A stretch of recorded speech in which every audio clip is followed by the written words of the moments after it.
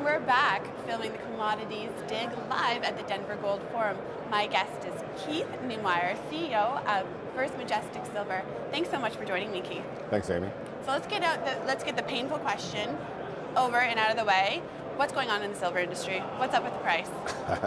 Well, I wish I knew. I've been wrong for the last couple of years on predicting the silver price, so I'm not even sure if I even want to go down that path. But we don't control the price of the metal, obviously. So all we can do is control what we do, and focus on cost cutting, improving our efficiencies. We're spending a lot of time automating processes, removing paper from the business, and just becoming much more efficient as a company. Now, your Del Toro asset, you've had some higher costs there because of some of the power challenges, but you're almost finished at the end of September, right? You should be finished the completion of the power line there that will connect you to the local grid, and that's going to help with your cost structure. Can you talk a little bit about that? Yeah, sure. The power line was originally scheduled to be completed in July of 2013. So we're over a year behind schedule, and there was several complications that occurred during the construction. It also came in a little bit over budget. It's now finished. It's now completed. All the construction's finished. The government is now doing the inspection. It's taking a little bit longer than we had hoped. We thought that maybe it would be a 1 or 2 week process. They're telling us when they're thinking it's going to get turned on. I don't want to disclose that date, but it is in the next few weeks. We're hoping that they're going to actually turn it on for us at that particular time. Whenever it does get turned on, it's going to have a major impact on the cost. Yes. Del Toro, 30% of the cost is energy.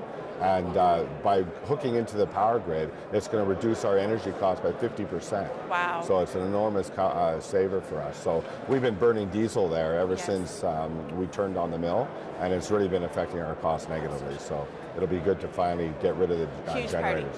Yeah. Huge party. That's good. Yeah. You recently became a senior silver producer, very exciting news for you guys, and you've had record silver production in Q2 this year, increased production by 18% at the same time period last year. Are you going to be able to keep that record silver production going? Well, not at that pace. We had 19 consecutive quarters of growth. Wow. And that was a function of over about $250 million in investment that we made over the last 3 years. And all that investment's come to an end. Our cash burn is now basically stopped. And you have free cash flow now again, right? We do now. You didn't have free cash flow for about Q1 of 2013, and now you have free cash flow. Yeah, we've been burning cash. Yeah, we've been profitable as a business, but because our investments are so high, we have been burning cash. Right. And now that's all come to an end. And we'll start now to see treasury growth, which will be obviously fantastic for us, and then we can prepare ourselves for further investment in the years to come. Okay, and how would you describe your relationship with the Mexican government? You just listed on the Mexican Stock Exchange, so another exciting thing in your story this year. Are things going well with the Mexican government? Well, I think the mining sector in Mexico was hit fairly hard with the higher taxes and then the lower metal price. It was a double whammy for Mexican miners. So the taxes came at a very bad time for everyone.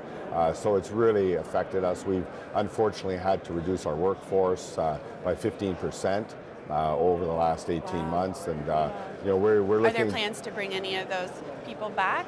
Well, no. We're actually looking to bring it even further down. Unfortunately, we've got to just become more efficient. And I wish I could predict the metal price. If it was going to be $30 tomorrow, maybe we could change our focus a little bit. But we have to continually focus on cost cutting, and we're doing it through automation, becoming more efficient, and also that does mean, unfortunately, further layoffs. Now, can you tell me a little bit about you recently spun out your wholly owned subsidiary of Minera Terra Plata. I wanted to get that right. It sounds beautifully when you say it properly. And you're expecting to distribute shares of the new company to your shareholders as a bit of a dividend. Can you talk a little bit about that? Yeah, for sure. It's an idea I had a couple of years ago to spin out our non-core assets.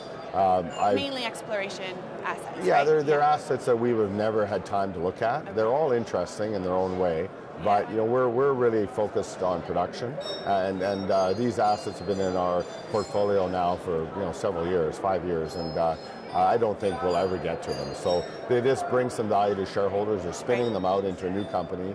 First Majestic will own 30% of a new company called First Mining Finance. Okay. First Mining Finance is, I'm the chairman of that company. Okay. I won't be involved in the day-to-day business, but obviously I'm overseeing the business.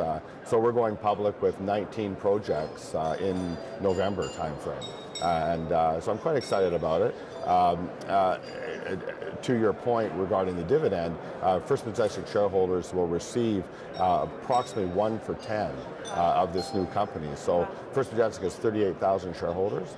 So all of a sudden, First Mining Finance will have a mirror image of First Majestic shareholder base. And what has the response been in the marketplace? You know, I don't think there's really an understanding. It's not it's not a huge event for First Majestic itself. The company. It doesn't affect the company at all. Right. But from the shareholder standpoint, it's quite exciting. It gives them some shares in a new company. And I hope to, First Mining Finance will become another billion-dollar company.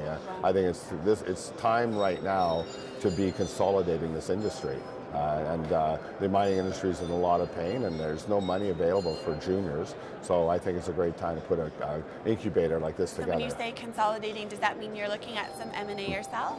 We always look, and our focus is silver, we could go buy a gold asset, we can go buy copper, we can go buy lead and zinc, but I don't want to do that. I want to be a silver play. I want to be very focused on silver, and that limits a lot of the M&A activity. Unfortunately, it does, because there's just not a lot of good silver mines around. And if you look at our asset base, we have 5 producing mines. We've got 2 more assets that we're going to bring in line over the next couple of years. So we've got a lot of things that we can invest in. We do 13 million ounces this year of production. That's pure silver, not equivalency. And with our asset base, we can get up to around 22 to 23 million ounces of silver just with what we own today. Wow. That's what we really focus on. Well, you've had a very exciting year. Thank you so much for taking some time out of your busy schedule. And we are being greeted by this amazing chiming sound the whole time, so I apologize for that. No problem at all. But they're singing a song for us. Anyways, thank you so much for your time, and good luck with the rest of the conference. I'm sure you have a lot of meetings ahead of you. Thank you very much. Thanks for your time. This is Commodities Dig. I'm Amy Hogan.